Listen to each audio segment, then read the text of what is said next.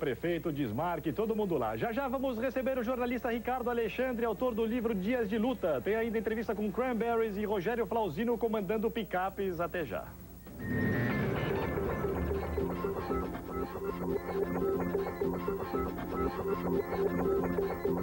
A América Latina está ardendo nas chamas sensuais da música pop. Primeiro Video Music Awards Latinoamérica. Shows de Shakira, Maná, Avril Lavigne, System of a Down, Café Tacuba, Santana e muito mais.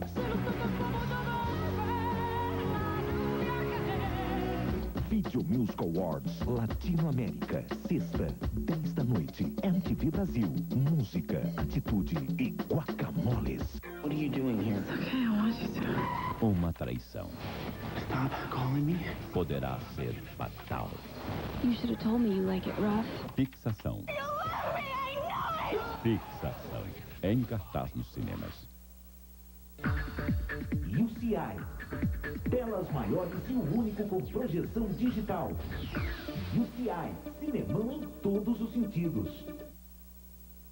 Se você ainda tinha alguma dúvida de que Elvis vive, agora não vai ter mais. A MTV e a BMG vão dar um Volkswagen Polo 1.6 Elvis Presley zerinho, com CD player e um CD do Elvis para você escutar enquanto passeia por aí. Para participar é só juntar os 2 cupons da promoção que vem nos números 20 e 21 da revista MTV e responder quem é o grande rei do rock and roll de todos os tempos e enviar pra gente. Promoção Elvis Revista MTV. Informação, rock and roll e um Polo zerinho pra você. Só na revista MTV. E aí, Bruno? E aí, você foi no cinema com a Juliana ontem? Foi, claro que foi. Pontuou, né? Pontuei. E você, pontuou com a menina lá do inglês? Nossa, pontuei bonito. A noite ainda deu apontado com a Aninha na balada. Peraí, a Aninha não é sua namorada? Não, com a minha namorada eu pontuo na academia, né? Quem faz faculdade agora tem o programa Infidelidade Jovem TAM. É assim, quanto mais você sai de casa, mais pontos junta para trocar por uma viagem grátis na TAM. Programa Infidelidade Jovem TAM. A TAM quer ficar com você. Quando você toca no nome de algum político, é pra falar mal. Bom, falar defeito dos outros, acho que isso é muito fácil. Qualquer um é cheio de defeitos, todos nós somos cheios de defeitos. E político, então, nem se fala. Eu não quero saber qual é o político mais podre que vai governar o Brasil, eu quero saber qual é o mais capaz. Podre, eu acho que todos nós somos. A mídia dá muita atenção pra coisa que não leva a nada. O cara que ganhar a Casa dos Artistas não vai dividir prêmio contigo, mas o cara que ganhar a eleição do presidente aí vai interferir diretamente na tua vida. Então se liga no que é mais importante mesmo.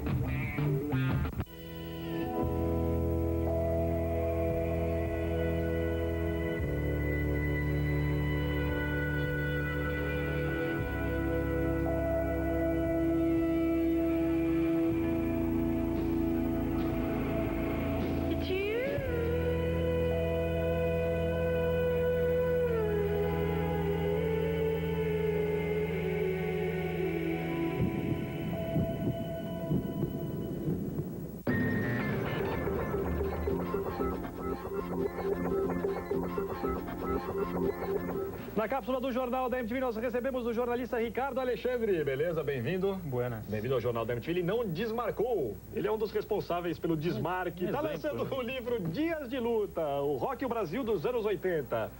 Quanto tempo de trabalho nesse livrinho? A vida inteira? Não, eu tava quase demorando mais para escrever do que os anos 80 demoraram para acontecer, né?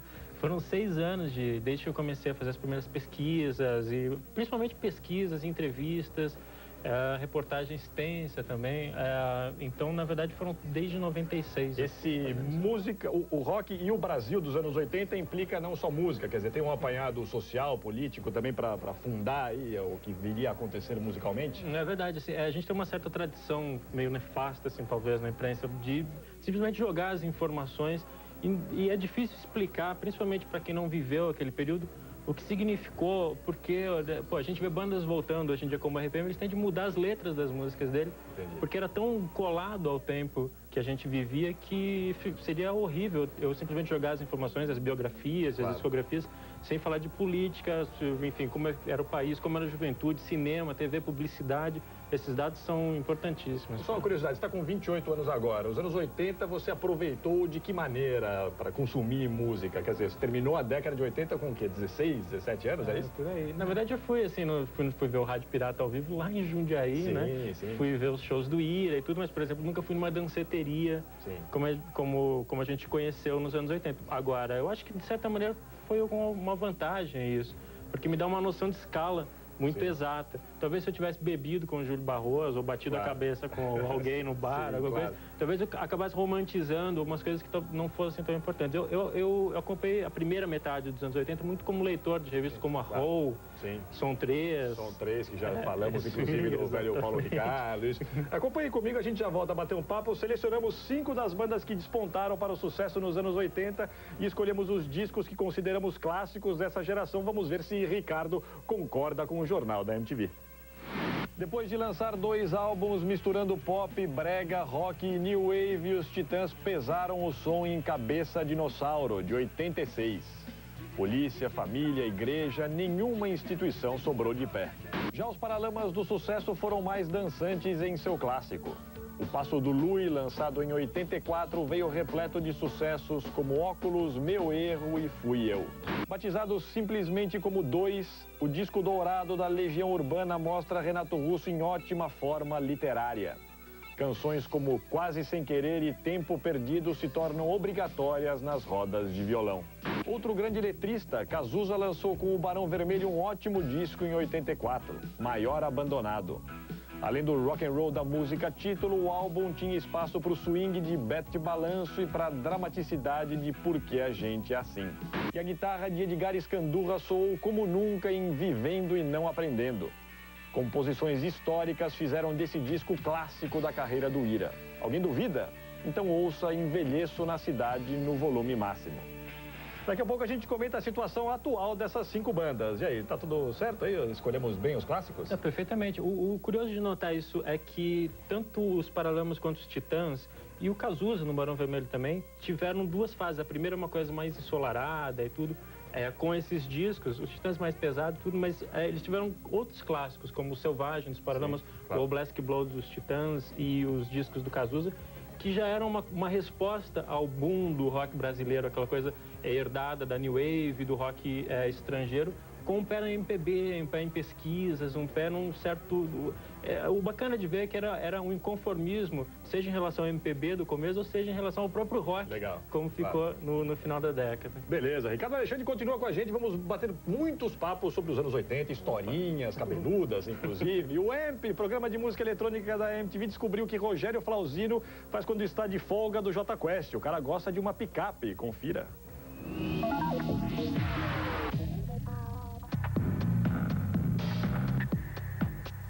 Sou o Rogério do Jota Quest, mas eu me coloco na posição assim de mais um dos milhões de jovens e caras que se apaixonaram profundamente pela música eletrônica. Eu sou cantor há muitos anos, assim, e nunca fui um instrumentista também. Eu sou de cantar mesmo, de conversar com a galera, comunicar, chamar a galera na responsa e tal. E ser DJ é uma coisa mais solitária, é bacana, é meio que brincar com o ritmo, brincar com as texturas, brincar com os efeitos. Você só se transforma num bom DJ se você tocar sempre, o máximo que puder. Então eu uso o meu tempo vago todo, eu dedico a isso, assim. Eu não tenho outra coisa, outro hobby, nada. Meu negócio é esse.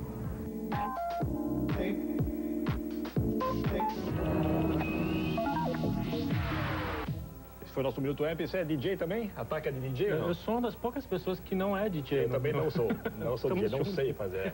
Mas você acha que essas gerações mais novas têm explorado mais, têm aberto mais os horizontes musicalmente, comparando aí com a rapaziada dos anos 80? Ah, com certeza. Eu acho que, na verdade, assim, os anos 80 tiveram um discurso muito alinhado, de certa maneira, mas o som era bastante disperso. Tem o rock do Barão Vermelho, uma coisa mais pop como Kid de Abelha, depois fusões com MPB e tudo.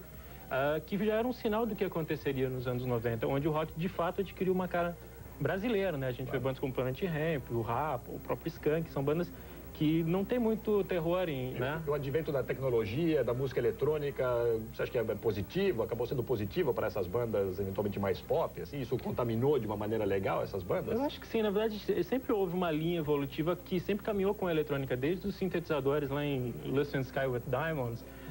É que às vezes a gente para e não prestava atenção, né? Aqui no Brasil, por exemplo, aquele surto de bandas como acid house, como Stone Roses, Spiral Carpets, que foi meio ignorado, parece que as rádios não entenderam muito bem e tudo. Mas a coisa continuava andando, né? E de repente, quando a gente viu, já era o Prodigy acontecendo. E aí tivemos que correr um pouco atrás, né? Perfeitamente. Daqui a pouquinho o Ricardo Alexandre vai contar histórias pra gente, histórias que você encontra no livro Dias de Luta. Tem, de repente, alguma inédita pra gente ou não? Algo que não ficou no livro? Não, isso é segredo de Estado, né? Daqui a pouco vai ter que contar historinhas, hein? Daqui a pouco tem punk rock do UOL e do 8mm no Jornal da MTV e mais. Entrevista com Cranberries e o que diz a lei sobre pirataria de CDs na nossa série de reportagens. Fiquem ligados.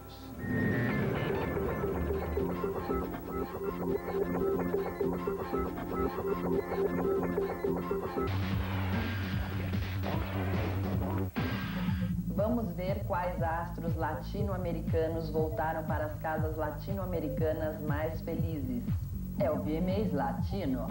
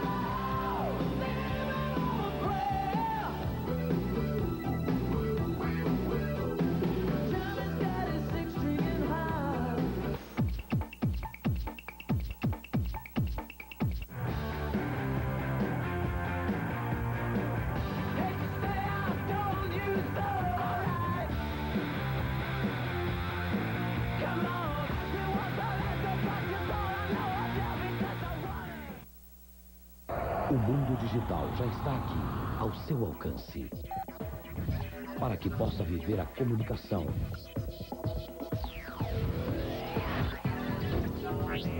a diversão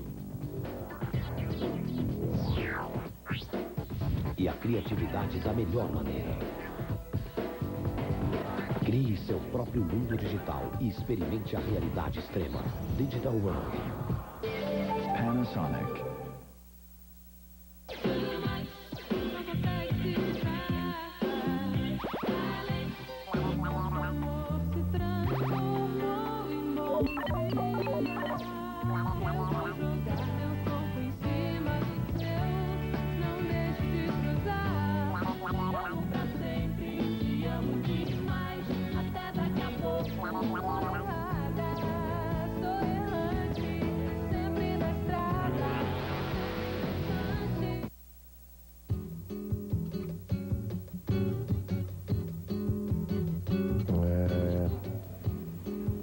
Uma coisa que eu acho bacana, certa assim no brasileiro, é a amizade, a capacidade de receber, não é? Aquela coisa, o coração aberto.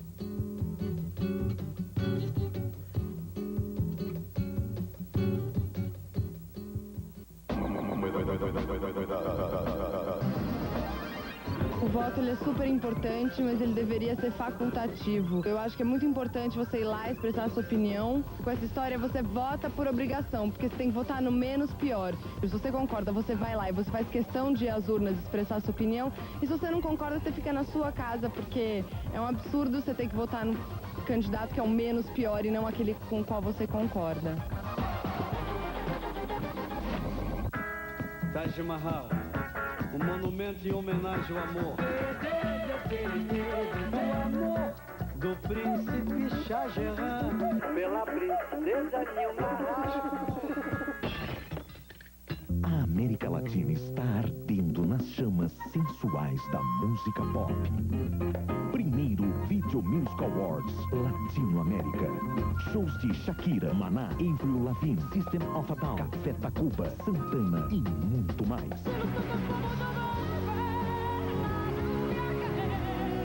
Video Music Awards Latinoamérica. Sexta, 10 da noite. MTV Brasil. Música, atitude e guacamoles.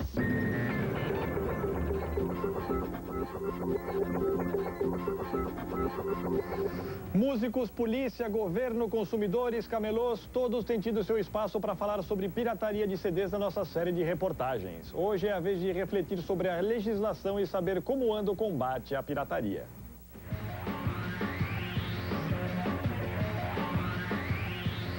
Os gravadores não se prepararam tanto, né, para essa coisa da pirataria, não teve assim uma coisa de... Demoraram para pensar nisso e agora vão ter que ter muita criatividade para combater isso. É um dinheiro fácil de fazer, não tem fiscalização, é quase absurdo. No centro de São Paulo, você vê perto da Polícia Federal, é um dos maiores centros de venda de discos piratas que há. As pessoas têm punição relativa, não tem uma legislação que cuide disso direito ainda. Nós temos várias operações quase que diárias de combate à venda ostensiva de produtos.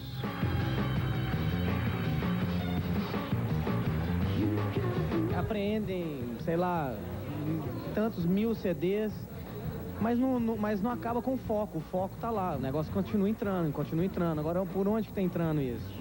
Quem que manda nisso aí? As pessoas envolvidas na pirataria, na fabricação, na distribuição, no depósito, de qualquer forma envolvida diretamente como coautor do crime de violação de direito autoral, é punido com 4 anos de reclusão.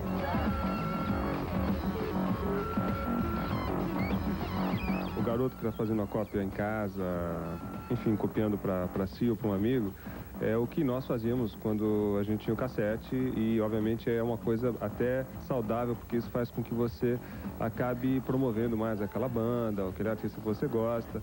Esse tipo de pirataria não nos prejudica de maneira alguma. Para quem copia um CD em casa e vai expor à venda, vai comercializar, ele é punido com 4 anos de reclusão. É violação de direito autoral.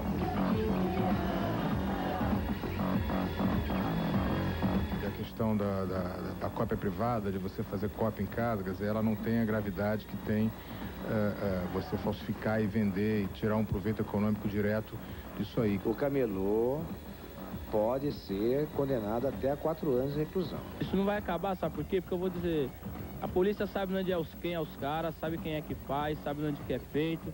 Entendeu? Então é aquele negócio, todo mundo tá ganhando. Eu desconheço qualquer tipo de prática desse tipo aí, de policiais aí, extorquirem ou pegarem mercadoria para vendê-las. A gente não considera esse tipo de acusação. O que a gente sabe também é que é difícil lutar contra a pirataria aqui nesse país, porque você precisa mudança de leis, você precisa de uma polícia totalmente que não seja corrupta. Enfim, tem uma série de situações que, infelizmente, vão em contra a decisão, a atitude de se acabar com a pirataria. Na grande tela do Jornal da MTV, o nosso convidado, Ricardo Alexandre. Alô? Ricardo Alexandre, é isso? Alô, pronto. Tudo sob controle aí? Tudo beleza. Você preferia a cápsula, mas a gente está desdobrando o convidado hoje. Sabe como é que é, né? O desmarque, o marketing não pintaram, a gente se aproveita em todos os sentidos. Aproveitamos, inclusive, para bater um papo sobre pirataria. Pirataria é exclusividade de agora ou nos anos 80 já tinha pirataria? Não, na verdade eu acho que essa coisa começou muito nos anos 90, né? Agora, o que é importante dizer é que a indústria nos anos 80 era melhor preparada para lidar com vendas baixas de disco. Outro dia eu vi aqui no jornal da MTV o Marcelo Castelo Branco dizendo que se não fosse a pirataria, se apostaria mais em bandas novas, quando na verdade a gente sabe que hoje em dia, mesmo com as vendas que eles dizem baixíssimas por causa da pirataria, se vende 3 vezes mais do que se vendia em 82, 83, Sim. E inclusive se vende mais do que se vendia no auge do Plano Cruzado. Então, quer dizer, mas nos anos 80 a gente tinha o single, que era uma forma de lançar um artista novo por um preço super barato. A gente tinha... Não havia o jabá institucionalizado nas rádios. E, na verdade, eu procuro... E principalmente, eu acho que ninguém falou disso dos artistas. O valor metafísico da música era maior. Né? É verdade, assim, porque antes era difícil gravar um disco. Quando você fala, pô, gravei um LP, era a sensação do quarteirão. Hoje, qualquer um grava um disco. A indústria... A gente ouve muito falar, pô, o cara ganhou o Big Brother e grava um disco, ganhou a Casa dos Artistas e grava um disco. Esse valor metafísico do disco não vale os R$30 que a indústria cobra. Então eu acho que a indústria deveria procurar formas de baratear o produto, pô, o single eu não consigo entender como é que não existe single no Brasil. Desapareceu das nossas vidas. Mais um assunto abordado no seu livro para emendar no nosso próximo assunto aqui, punk rock. Você fez uma pesquisinha também para falar de punk no Brasil. Sim, exatamente, é um capítulo primordial, assim, porque o livro ele é muito dessa coisa de contextualização. Então, como você disse, eu explico a coisa social, política, a coisa da indústria, tentar todos os números, como a indústria progrediu, e o punk rock foi fundamental para explicar a New Wave, para explicar como é que os artistas conseguiram romper com aquela estética pretensiosa, de certa maneira, da MPB por uma coisa mais pop, mais guitarra, baixo e bateria. Punk rock brasileiro é uma coisa eminentemente paulista, você diria? Quer dizer, aconteceu em outros lugares, mas era bastante paulista? Foi, era bem paulista, assim. Mesmo nos outros lugares havia uma influência muito grande do punk paulista. Legal. Eu vou lhe desligar, você temia esse momento, mas eu vou lhe desligar na amizade. Daqui a pouco conversamos mais com o Ricardo Alexandre. Perguntei para o Ricardo se ele gosta de punk rock, porque vamos mostrar agora uma banda chamada 8mm. Eles têm currículo no exterior e assinaram recentemente com uma grande gravadora. Será que muda alguma coisa para os caras? Vamos descobrir. A banda começou no início do ano 2000. É sempre bom poder se expressar, falando pra fora vão te respeitar. Mantenha-se vivo e sempre a sorrir. A capa, a gravação, quem produziu foi a gente mesmo. O legal das letras é que elas não são muito diretas, entendeu? Não são diretas, elas sim têm um certo duplo sentido que faz você pensar, entendeu? Em várias coisas, naquilo que tá certo, que tá errado. Principalmente a nossa realidade, fala muito da nossa realidade. Tudo que eu quero é viver em paz. Tipo, na Alemanha, a gente tá vindo numa turnê, ninguém tem meio que preconceito assim, acha que, porra, olha assim, distribuição da Universal, então não é punk, tá? Mas a gente não é uma banda punk, a gente toca punk rock. Não mudou nada, sabe? A gente continua marcando nossos shows, eu continuo marcando as paradas. Não tem empresário, não tem ninguém, a gente faz tudo. A gente continua sendo uma banda independente, com a distribuição de uma gravadora grande. E a intenção é distribuir o disco e fazer o maior número possível de shows e tentar fazer esse disco chegar ao maior número de pessoas possível, entendeu?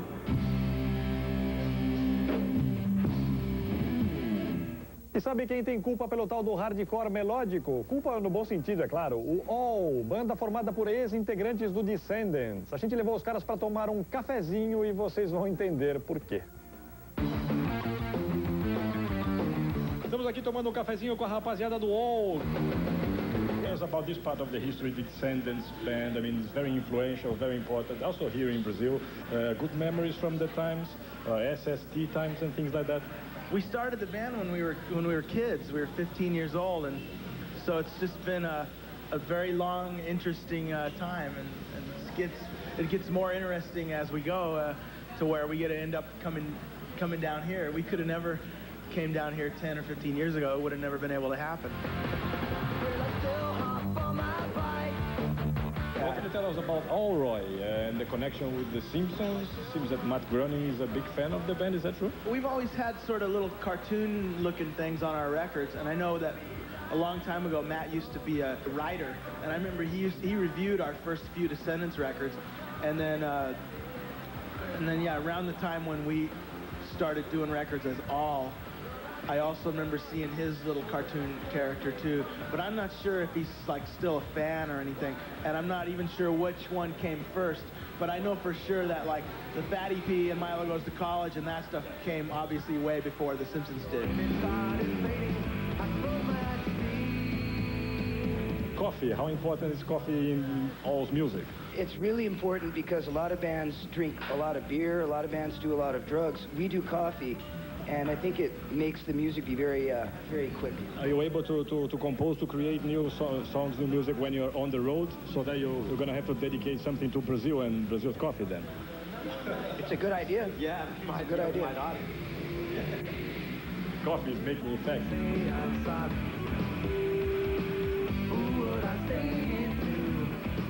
Tudo figura. Daqui a pouco vamos falar mais do rock dos anos 80 com Ricardo Alexandre e tem entrevista com Cranberries. Até já.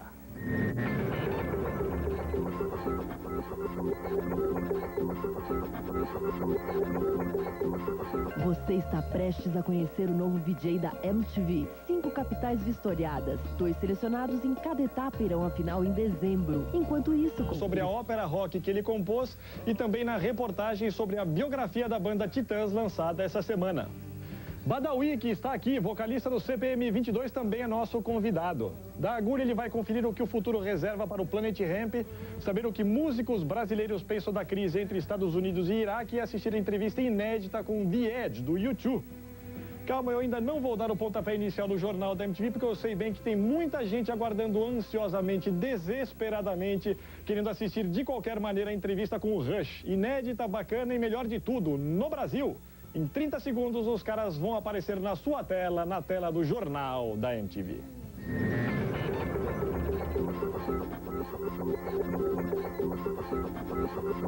As picapes Ford, as mais vendidas do planeta, apresentam a nova Ranger Limited.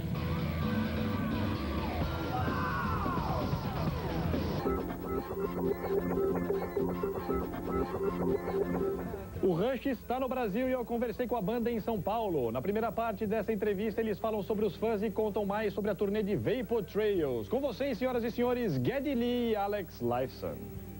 Hi, this is Geddy Lee of Rush. And Alex Lifeson. And you're watching Jornal da MTV.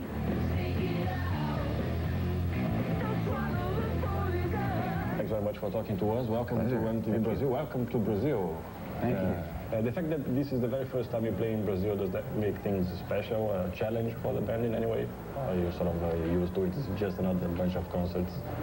No, it's very special, you know, to come to a country that, you know, understands our music and has for a long time is, you know, it's very exciting for us to play for Brazilian people. We're really, you definitely feel it on stage. Yeah. I mean, you're very well aware of it. It's not just another gig. Sure. What about the reaction of the fans? I mean, you have a very strong fan base here in Brazil. I suppose it's around the world. Are they like the Deadheads, sort of obsessive kind of fans that sort of follow you around everywhere? Yeah, pretty much. There's a very deep interest in everything about the band. In fact, a lot of our fans know more about the band than we do. And that does seem to be the case here, too. I mean, our popularity in Brazil is something that's very new to us.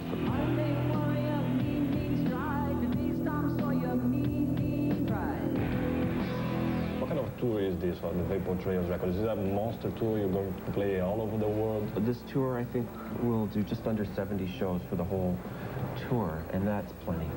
You know, it's a 3-hour show. It's a lot of work. What about the set list? I was wondering, how do you set the set list? I mean, more than 20 records to choose from. People have their favorites. And what about the set list from the Brazilian shows? For the Brazilian shows, it'll be the same as it was in America.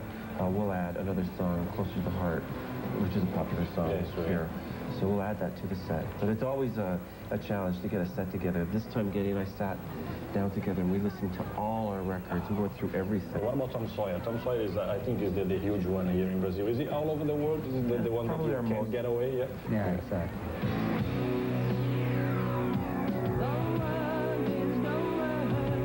What about the record? Moving Pictures, is it the best-selling record you had in your career? Yeah. Mm-hmm. Yeah. You got any idea of how many records you sold of that one isolated? I don't know, actually. I know it's over 4 million in America.